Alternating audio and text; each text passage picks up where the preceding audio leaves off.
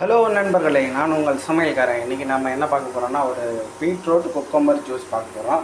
நல்லா சூப்பரான அடிப்பொலியான வெயிலுக்கு ஏற்ற இதமான ஒரு ஜூஸுங்க. இது எப்படி செய்கிறதுன்னு பார்த்துடலாம் வாங்க.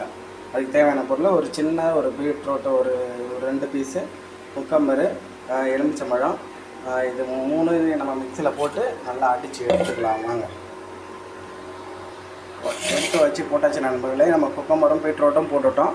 இதில் வந்து ஒரு அரை ஸ்பூன் வந்து எலுமிச்சம்பழத்தை பிழிஞ்சு விட்டுக்கலாம். சரிங்களா? பிழிஞ்சு விட்டுட்டு மிக்சியில் போட்டு நல்லா அடித்து எடுத்துக்கலாம் நண்பர்களே. பார்த்திங்கன்னா நம்ம குக்கம்பர் பீட்ரூட்டை வந்து நல்ல பேஸ்ட் லெவலுக்கு அடித்து எடுத்துக்கிட்டோம் நண்பர்களே. இப்போ இதில் வந்து சுகர் ஆட் பண்ணிப்போம். ஒரு 4 ஸ்பூன் அளவுக்கு சுகரை சேர்த்துப்போம் நண்பர்களே. பார்த்திங்கன்னா நண்பர்களே, நம்ம வந்து அரைச்சி எடுத்துக்கிட்டோம். நம்மளுடைய cucumber beetroot and juice ready ஆகிடுச்சு. கிளாஸில் எடுத்து சாப்பிட்டு பார்ப்போம் எப்படி வந்திருக்குன்னு சொல்லிட்டு. இதில் வந்து நம்ம வந்து ஒரு சப்ஜா விதை, ஒரு அரை ஸ்பூன் சப்ஜா விதையை ஊற வச்சுருக்கோம் 2 கிளாஸ்லேயும். இதில் நம்ம சேர்த்துப்போம். பாருங்கள் எவ்வளோ கலராக, எவ்வளோ பிரைட்டாக, எவ்வளோ அற்புதமாக வந்திருக்கு பாருங்கள்.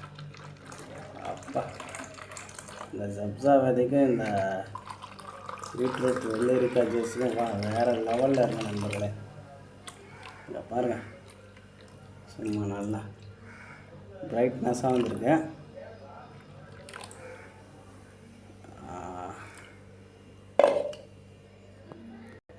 பார்த்தீங்கன்னா உங்களுக்கே தெரியும் நண்பர்களே எப்படி வந்திருக்குன்னு பாருங்கள். இந்தமாரி வீட்டில் ஒரு முறை செஞ்சு பாருங்கள். செஞ்சு பார்த்துட்டு எப்படி வந்திருக்குன்னு சொல்லுங்கள். நன்றி, வணக்கம் நண்பர்களே.